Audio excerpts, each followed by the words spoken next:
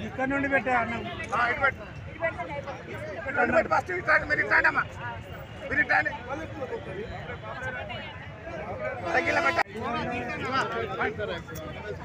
నడవాలి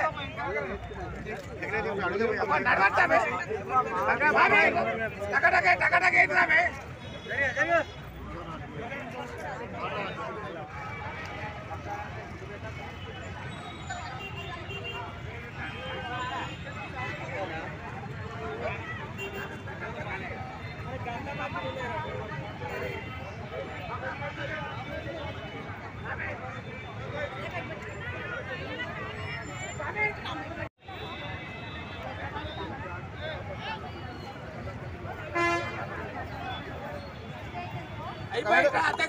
అధ్యక్షుడు చాలా క్లియర్గా చెప్పింది. కనీసం 3-4 గంటల సేపు మాట్లాడింది. ఆ రోజు నిర్ణయించింది తెలంగాణ ప్రజలు మనోద్భావానికి దెబ్బతీయకుండా మనోధైర్యం కల్పించాను. మీరు తెలంగాణ ఇచ్చి తీరుతున్నాం, తెలంగాణ ఇచ్చిన తర్వాతనే ఎన్నికలు జరుగుతున్న విషయాన్ని సోనియా గాంధీ మనకు చెప్పినప్పుడు మేము చాలా ఆనందించాం. ఇదే విషయం కూడా ఢిల్లీలో ఏఆర్ రామోస్ గారు, హైదరాబాద్లో విమానాశ్రయంలో నేను చెప్పడం, దాని తర్వాత వెంటనే మన రాష్ట్రంలో ఉన్న అఖిలపక్ష కమిటీ వాళ్ళు కూడా చెప్పడం జరిగింది.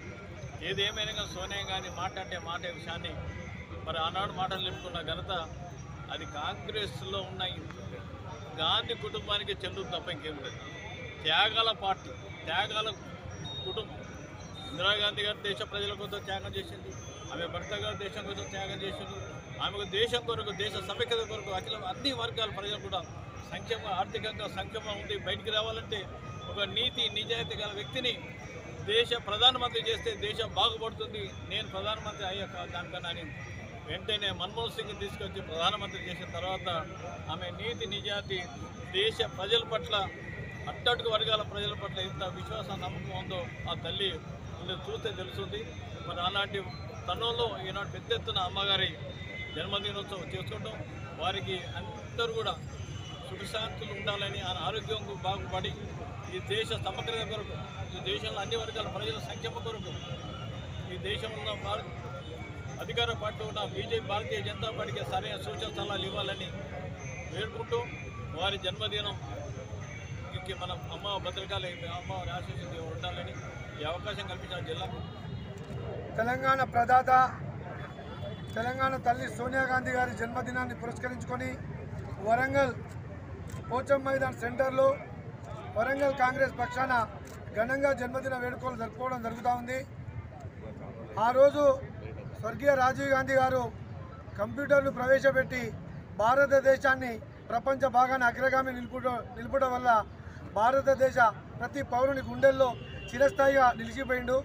అదేవిధంగా తెలంగాణ కోసం ఆత్మహత్యలు జరుగుతూ ఉంటే చెల్లించిన సోనియా గాంధీ గారు ఇలాంటి కడుపు కోత ఇంకా ఏ తల్లికి జరగొద్దని చెప్పి కఠినమైన నిర్ణయం తీసుకొని పక్క రాష్ట్రంలో కాంగ్రెస్ తుడిచికి పెట్టుకోబోదని తెలిసి కూడా తెలంగాణ ఇచ్చిన మహా గొప్ప వ్యక్తి సోనియా గాంధీ గారు. అలాంటి గొప్ప వ్యక్తి యొక్క జన్మదిన వేడుకల్ని మా ఆధ్వర్యంలో జరగడం నిజంగా కూడా మేము ధన్యులం.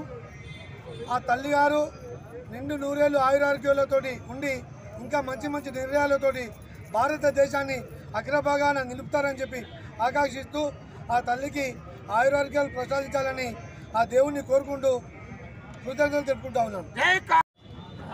మాటలలో లేనివి ఉన్నట్టు, ఉన్నాయి లేనట్టు కూడా ప్రచారం చేస్తారు. ప్రతి కార్యకర్త కూడా దాంట్లో స్పందించాలి. వాళ్ళని తిప్పి కొట్టిన రోజే మనం చేస్తున్న మంచి పనులన్నీ కూడా ప్రజలలోకి చేరుకుంటాయని నమ్మకం మనకు ఉంది, విశ్వాసం ఉంది. మీరందరికీ కూడా మేము చేతులెత్తి నమస్కరిస్తున్నాం. పేదవాళ్ళను ఆదుకునేది కాంగ్రెస్ పార్టీ ఒకటి. హరిజన గిరిజన బడుగు బలహీన వర్గాలను, మైనార్టీ వర్గాలకు ప్రాముఖ్యత ఇస్తుంది అని ఇక్కడ ఆయువును చూస్తే మీకు తెలుస్తుంది. ఇక్కడ ఆయువును ఉంచినట్టే ఇక్కడ మైనార్టీ వాళ్ళు చాలామంది ఉన్నారు కాబట్టి ఆయువుని ఇక్కడ జిల్లా అధ్యక్షుడిగా చేయడం జరిగింది. ఇది జిల్లా అధ్యక్ష పదవి అంటే మామూలు కాదు, ముళ్ళ కిరీటం. దీన్ని పెట్టుకోవాలంటే చాలా కష్టపడాలి. మరి ఆయువు కూడా కష్టపడతాడని నేను అనుకుంటున్నా.